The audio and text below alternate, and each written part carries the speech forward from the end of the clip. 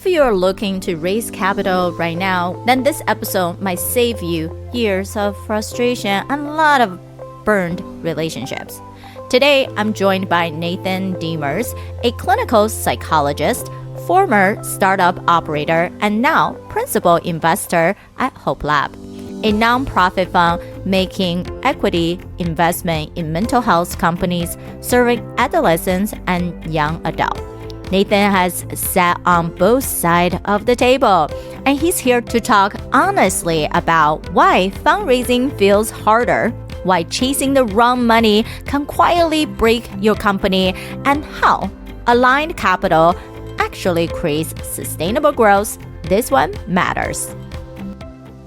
Healthcare entrepreneurs, are you ready to rewrite the rules for your business so you can have more time off, a great team, and more income while creating a positive social impact? Then you are in the right place. Welcome to The Provider's Edge. I'm your host, Sabrina Runbeck. I'm a provider, an international peak performance keynote speaker, and a best-selling author. Let's open the gateway to profitability for you today. My guests and I help healthcare entrepreneurs and startup founders like you break through barriers so you can control your business, control your life, and control your future.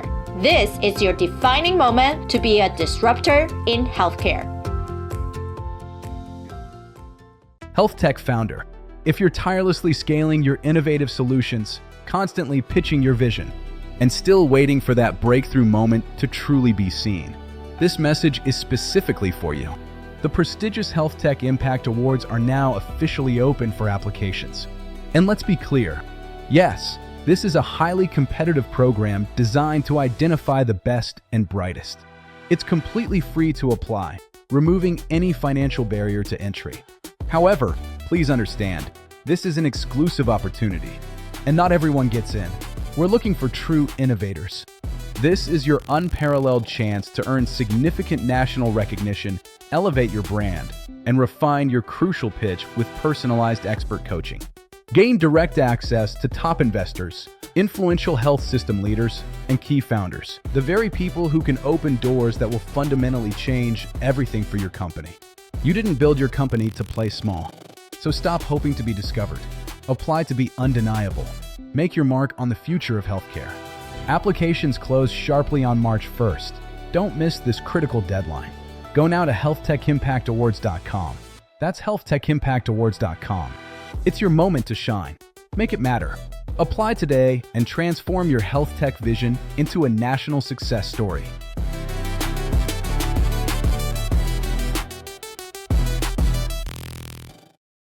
So thanks, Nathan, for joining here with us. I definitely wanted to dive into your story a little bit more and also the mission behind HopeLab. But before we get there, tell us a little bit more about your insight on that dynamic with the VC firm feeling like they need to be more cautious about their decisions nowadays.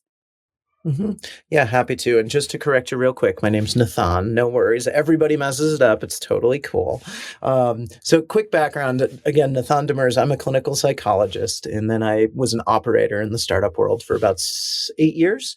And now I'm an investor, principal investor with HopeLab. And I think nowadays, especially what we've seen with all the uncertainty leading up to this election, that a lot of investors were a little bit more cautionary, if you will, with investments, and that they wanted to de-risk things as much as they could, and were waiting to deploy funds in some ways to later stage. Or some companies, investment firms that were saying, we'd like to see 1 million in ARR, are all of a sudden saying we'd like to see 2 million in ARR before we invest. So it's been a bit of a shift for sure. Yeah, and with that shift, what have you seen the common challenges with these solutions coming out of the pipeline? Either perhaps is that the earlier pre-seed areas of solutions that we still see is promising, but we're like putting in the back burner versus does that feel like it become a more competitive, or perhaps from the investor side, there are more options when you are going to the higher level of funding stage? Yeah, I do think there are slightly more options, when you are later stage. And I think this really, to zoom way back, and I think this is some of the work that you and your company provides, is connecting founders with the right type of capital is so important.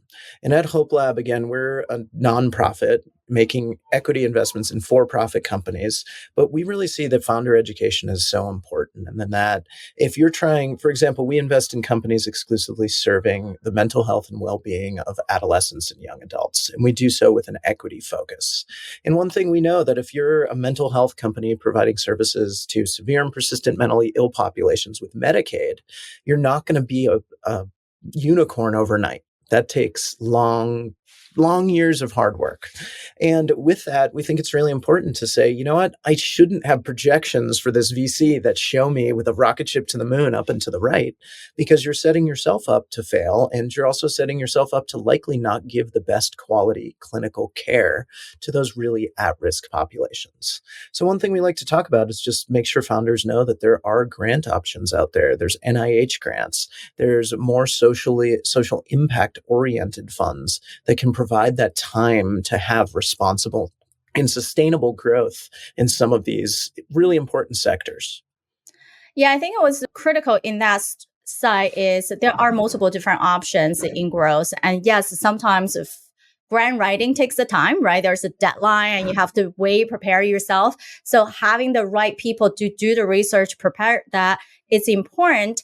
At the same time, it's also important to look into companies like HopeLab and any other area of VCs who supports your specific initiative. And that gives a better buy-in of matching each other's value. Because at the end of the day, it's not that, all of us just going to jump in and dive into any project or any company. We still have to believe in your vision and what you're saying about you have to clearly present that and not shoot a moon, right? If we don't feel the reality in what it could actually be, I think that's one of the major mistakes that we also see a lot of time is that when I ask people, okay, how much you're raising, what's it for? It's this very high level thinking idea, or it become, I just need to put more money on my tech. I'm just going to launch the next phase. Mm-hmm. How? Like, what does that mean, right? Did you have a contract already? Did you calculate a projection? Mm-hmm. And how is that newer level or fancy bell whistle that you're putting into it actually going to attract more user base or retaining the existing ones? What does that mean? Mm-hmm. Right? So do you see that often as well, just the non-clarity that coming from some of the proposals? Yeah, I think that's a very fair question. And the reality is in health tech, when you're working with payers or Medicaid or whatever it might be, is it takes time. I love looking at pipelines, and making sure that those pipelines are really realistic is really the challenge for both founders and investors to make sure that they're aligned on. Again, being a founder, of course, you want to be the most tenaciously, or not founder, but a member of a founding team. You want to be tenaciously optimistic, and you want to say we're going to close 90% of this pipeline. And we know in healthcare that's not realistic. And generally, my attitude is like most pipelines, you have to take a third off of what you think is going to close, a third to a half, and also say it's probably going to take a third to a half more time and more resources to get there. And again, that expectation setting with any investor relationship is really important to make sure that you're seeing eye to eye and setting goals that feel realistic and like a win for all parties. Right. It's the expectation. I think most of the time I describe as, we're going on the first day, right? Everyone's excited. Everyone's cheerful and is motivated. Everything's perfect. Everything's perfect. And then you're like, okay, so we have to talk about a little detail, reality, right? How are we going to do this? And then it becomes, let me get back to you on that, right? Yeah. But when you get back to what's the time frame, what do you think is that proposal, how you're presenting this, that's important. If they're not really quite prepared to say, hey, I'll get back to you in an hour, right? Because they're mostly probably have that thought out, they're just putting a final dot. But if they haven't done their homework, then a week go by, then you see something popping into your inbox. I feel like that's also another thing about where start to lose the momentum or the trust.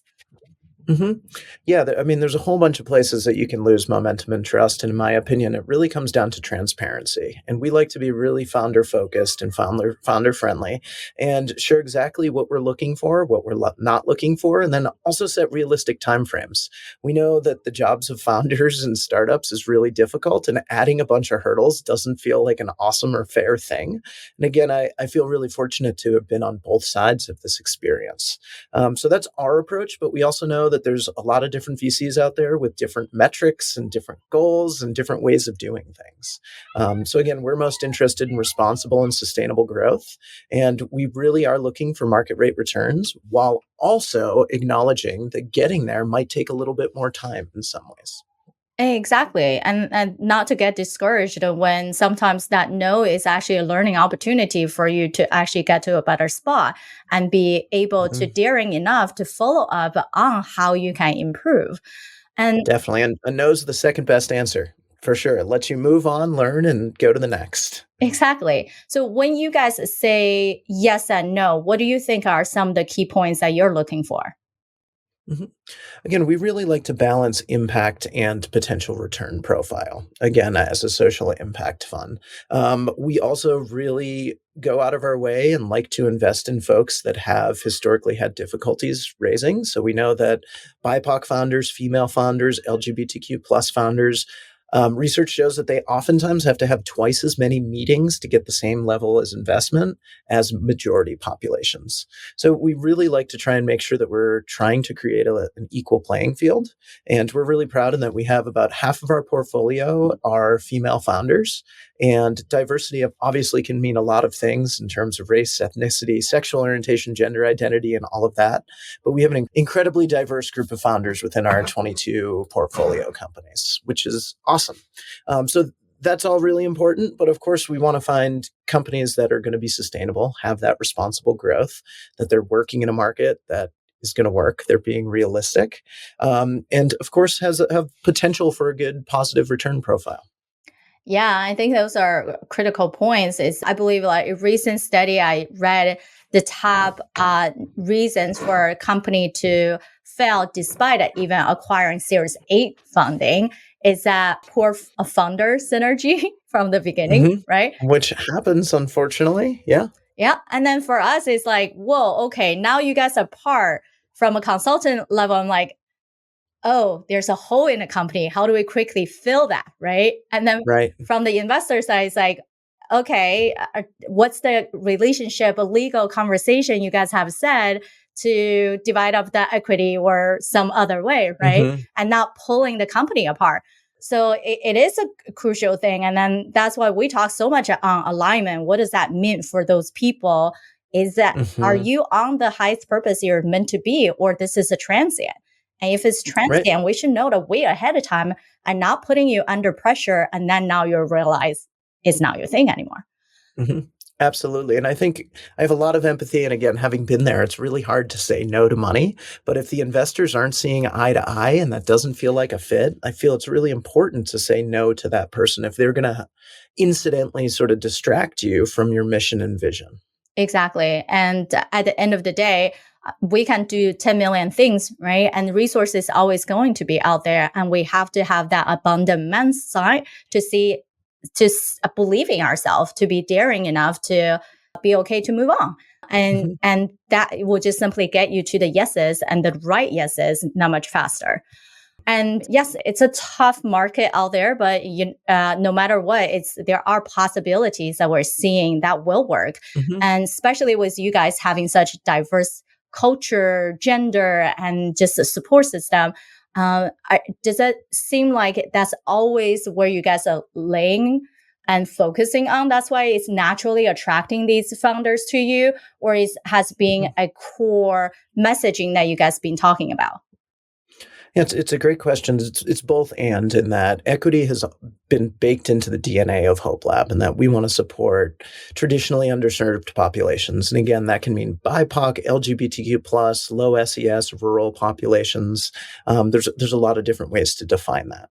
But with that, again, we really want to support these people because we believe that folks with lived experience, individuals who are persons of color, have a better likelihood of developing tools and products that can scale and serve those populations. So it's a very much a virtuous cycle. And another demographic we didn't mention are folks with lived experience. So we're investing in mental health companies. Being able to invest in a founder who has lived experience with mental health, we think in the long run is likely going to lead to a much more consumer or patient-driven tool, which again is going to lead to more consumers, more retention, and ideally more impact and, of course, return. Right. It's the conversation about personal branding. When you build a brand, there's a brand identity. And as the leader, the founders, the executive team, people are representing the brand. So when people are so involved themselves into it, and it makes a lot more sense for them to be the center of attention. And yet, sometimes we also know not everyone is a natural speaker and not everyone likes to be up front and in the center. But it's all trainable, right? No one just come out, I know how to speak on stage. I didn't do a TED Talk just prepared today and run yesterday. That was like a 6 months of process of writing, re-engaging, talking to everybody else who are professional speakers to get you to a place. And the thought process is everything is figure outable and learnable, right? We have to just understand that is our core, right? You are the representing of your brand. So be out there, be in the spotlight, knowing how to leverage the spotlight and continue to grow that authority, right? Just like what we do here, we love speaking to investors, established founders to share their story and then put them into our impact award, right? Get them even bigger engagement and learning how to bring on people from your community and not just only see you in the spotlight. It's actually having those authentic communication so they continue to trust you, build the relationship and be your champions. And that championship doesn't come one day, right? We need to nurture those relationships. And it's one of the mission that we have is, well, everyone has difficulty being in front of investors, but what if we can bring that investor to you and then have you a little bit more prepared and through the process also think about, all right, we're end of year. What are all the major components of my business that are creating impact? Am I leveling up? And how would I do that going into Q1, right? So as everybody thinking about all the meetings, the conferences you're going into, definitely be more thoughtful about how is everything going to interconnect with each other as you move and creating impact into the next years. And I think that's also perhaps you can tap into a little bit more of why do we even care about meeting people in person, right? Going to conferences.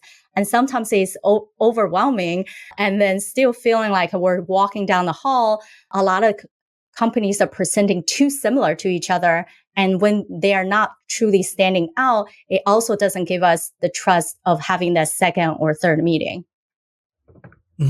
Yeah, I agree with a lot of that. And the one thing I will add, I think we're seeing eye to eye, but just to, it's great to practice. It's great to do the things you're good at. And it's also essential that you're authentic. It's really hard, again, going back to that fit and transparency. If you are perfectly polished and not being yourself when you're pitching, you're entering likely into a 5 to 10 year relationship with most investors. And at some point, those layers of the onion or, mask, whatever analogy you want to use might fall off. And going back to that scenario that you mentioned where companies don't make it to Series A, sometimes it's because of a lack of a quality relationship and seeing eye to eye between the founding team and investors. So I just encourage all of you founders out there to do your homework on the firms that you're reaching out to as much as they are you. Make sure that it's really feeling like a fit and be yourself, because if you're not being yourself, you're just kind of delaying what might be a real problem down the road. Exactly. And be yourself and make sure you really understand your whole team and let them shine and then see how you're synchronize all of your energy, your resources together and how that will really match the values and the principles of the investors that you guys are working with.